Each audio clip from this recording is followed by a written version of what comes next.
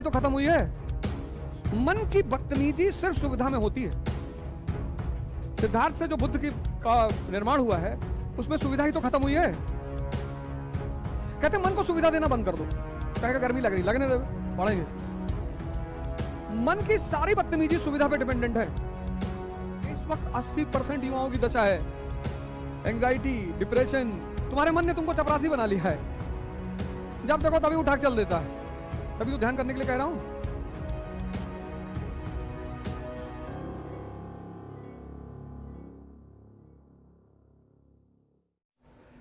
शुक्ला जी बहुत बिरले आदमी हैं। उनको जो आदमी देखता है ना, शुक्ला जी को मैं पकड़ के ले गया था इलाहाबाद से। है?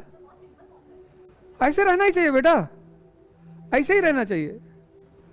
और हमने इनको पढ़ाया था संकल्प में, फिर हमको डेंगू हो गया। तो डेंगू हो गया तो हमको प्लेटलेट की जरूरत पड़ी, तो यही आए शुक्ला जी।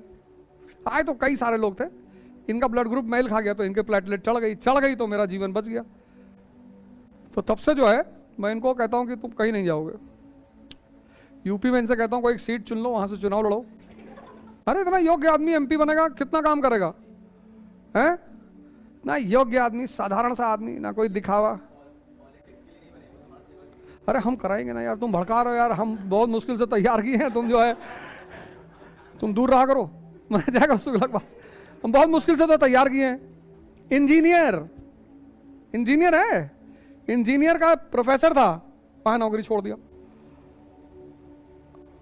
बहुत मुश्किल से तो मैं इनकी शादी कराया हूं। शादी नहीं कर रहे थे सर, सेवा करके फिर शादी कराए। हर आदमी हर काम नहीं कर पाता है ना, तो एक दो नौकरियां छोड़ दी। तमन्ना ही नहीं जीवन में, तमन्ना ही नहीं है। अब जिस आदमी की तमन्ना ही नहीं है उससे कहां काम करवाओगे। पढ़े किसी ने उठा के पूछ लिया सर बर्नौली थ्योरम देखो ऐसा है, बर्नौली बता दिया पूरा, सो के उठ रहा हुआ आदमी से बर्नौली बता दिया, फिर सो गया। तो इनको जबरदस्ती पकड़ना पड़ा। हमारा इनका स्नेह बहुत है, बढ़िया आदमी है ना। बढ़िया आदमी को हर आदमी यूज करता है, जबकि बढ़िया आदमी को और प्रमोट करना चाहिए। पर यहां तो कॉन्सेप्ट ही अलग है। यहां तो जो लड़की खतरनाक है उसको लोग बहन बना लेते हैं। जो लड़की खतरनाक है तुम हाथ पकड़े डाल दी तुरंत, मामा की लड़की है हमारे। अच्छा, जो लड़की सीधी है उसको सभी परेशान करते हो। तो नियम है ना, उसको पूरा यूनिवर्सिटी प्रपोज किए दे रहा है, क्योंकि उसने कभी किसी को कुछ कहा नहीं। हमारी सोसाइटी ऐसी है जो बदमाश परंपरा को प्रोत्साहित करती है। यहां शरीफ हुए कि मारे गए।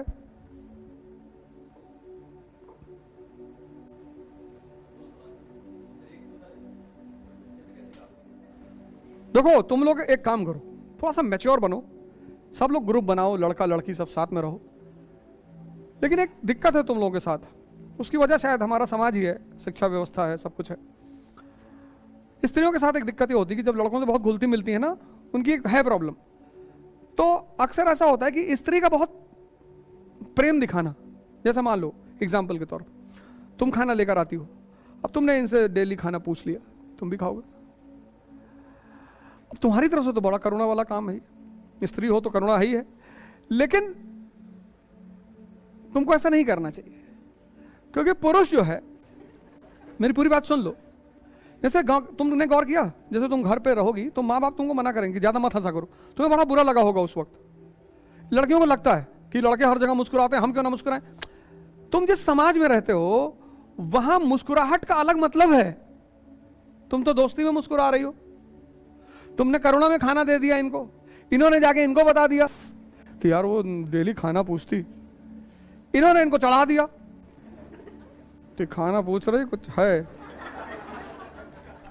हम भी देखे थे एक बार तुमको चोरी चोरी ऐसे पीछे देख रही थी, लो ये फर्जी शाहरुख खान बने टहल रहे। तो तैयारी करते वक्त एक बात याद रखो, जितने लोग क्लास में, तो ग्रुप बनाओ सारे लोग, और जब भी ऐसी कोई घटना घटे तो अकेले, जैसे पीछे वालों कमरा वाले 3-4 मारा अकेले कि पढ़ ले नालायक कहीं, बाद में करेंगे सब। तो इससे क्या होगा, उसको लगेगा भी, अगर अच्छा दिमाग होगा तो वो सोचेगा भी कि यार इस लड़की कितनी अच्छी बात कह रही लड़की। किसी को बेइज्जती मत करो, तो तुमसे कोई कहेगा कि अरे जाके पुलिस को शिकायत कर दो और मारो इसको चांटे से, ये सब मत करो।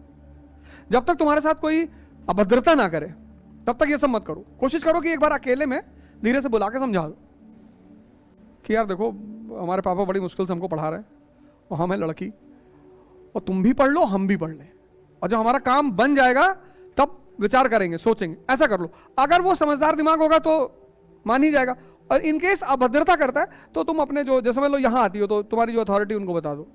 हालांकि नहीं करना चाहिए, लेकिन फिर भी उत्तर प्रदेश है, तुम मुझे देख क्यों रही थी?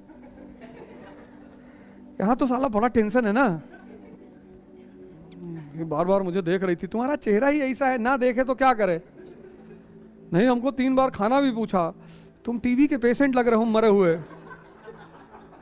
तो करुणा में पूछ लिया बे। जैसे हम दिल्ली में है ना तो वहां अक्सर होता ही घटना है, लड़का आके बताओ सर हमको 3 बार खाना पूछा था, तुम टीबी के पेशेंट हो, तो करुणा में पूछा उसने, मरी नहीं जा रही तुम्हारे ऊपर, वो फर्राटा खोल के खड़ा कर देंगे, उड़ जाओगे।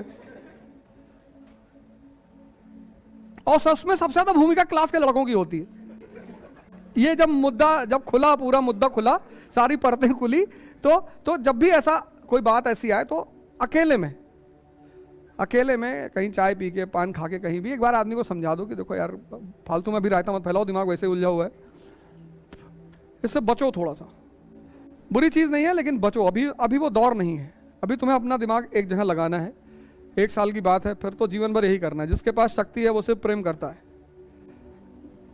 शक्ति है ही है, इसीलिए शक्ति का काम ही क्या है? तो भगवान विष्णु जो है शेषनाग पे लेटे हुए, लक्ष्मी जी पैर दबा रही, वो शक्ति है। शक्ति विहीन हो तो अपना पूरा ध्यान, पूरा कंसंट्रेशन शक्ति पे लगा दो।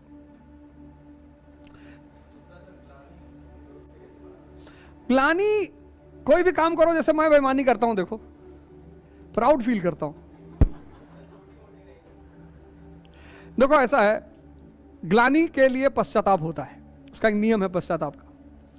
तो जब तुम IAS बन जाना तो एक 6 महीने का पश्चाताप कर डालना। हम कहीं संत की कहीं भेज देंगे तुमको आश्रम में, वहां जाकर पश्चाताप कर लेना। हर चीज के तरीके हैं, दंड विधान है, कर लेना, खत्म हो जाएगा। जहां तक रहा क्रोध का सवाल, क्रोध सबसे ज्यादा उभरता है जब आप बहुत कुछ करना चाहते हैं और कर नहीं पा रहे हैं, तब क्रोध उभरता है, तब चिड़चिड़ापन अंदर आता है, गुस्सा आता है। तो धीरे धीरे, मैं यही तो तुम लोगों से कह रहा हूं कि धीरे धीरे तुम यार कट ऑफ हो जाओ, सबसे कट ऑफ हो जाओ, सबसे। पढ़ो लिखो, जिम जाओ, एक्सरसाइज करो, घूमो, नाचो, बाकी कोई और काम करो ही मत। तुम ये जान लो तुम इस दुनिया में हो ही नहीं, सबसे अपने आप को कट ऑफ कर लो, है ना? तो जब तुम्हारा प्रोडक्टिविटी बढ़ेगी तो क्रोध कम हो जाएगा, नियम है वो। तो जैसे जैसे प्रोडक्टिविटी बढ़ती जाएगी वैसे वैसे, और क्रोध, जैसे दुर्योधन है, वो राजा बनना चाहता है लेकिन गुण नहीं है ना, तो वो गुण के विकास करने के बजाय विनाश करने की सोचता है।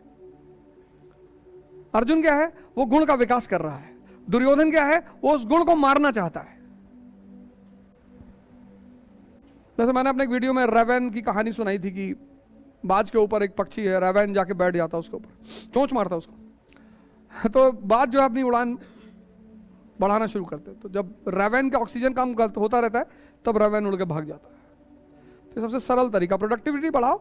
और ग्लानि कोई बात नहीं, अब मानव है तो उससे गुनाह हो जाते हैं, तो उसका पश्चाताप होता है, हर गुनाह का एक पश्चाताप है, वो कर लेना, कोई बात नहीं। देखो जो आदमी कमजोर होता है ना, ये तुम्हारा ड्राइवर है, तुम्हारा चपरासी, उसको तुम कहीं भी ले जा सकते हो। अपने चपरासी को तुम जब भी फोन करो, खाली हो? जी भैया खाली है। तुम्हारे मन ने तुमको चपरासी बना लिया है, जब देखो तभी उठा के चल देता है। तभी तो ध्यान करने के लिए कह रहा हूं, इसीलिए तो कह रहा हूं, ये तुम्हारी दशा नहीं है, ये इस वक्त 80% युवाओं की दशा है। एंजाइटी, डिप्रेशन, एंजाइटी, बचपन से हर काम जल्दी करने के लिए कहा गया, जल्दी जल्दी कपड़ा पहनो, जल्दी जल्दी ये करो, जल्दी जल्दी वो करो। अब वो 15 साल की जल्दी जल्दी एंजाइटी बन गई है। अब तुमको लगता है जल्दी जल्दी किताब खत्म कर लूं। अब जल्दी जल्दी जब तुम किताब इसको खत्म कर रहे हो तो 3 दिन में हो तो जा रही है, आता तुमको कुछ नहीं है। ये तुम्हारी दशा नहीं है, तो तुम बोल दिए क्लास में, ये सबकी है, सब जूझ रहे हैं इससे, बस कोई कह नहीं रहा है।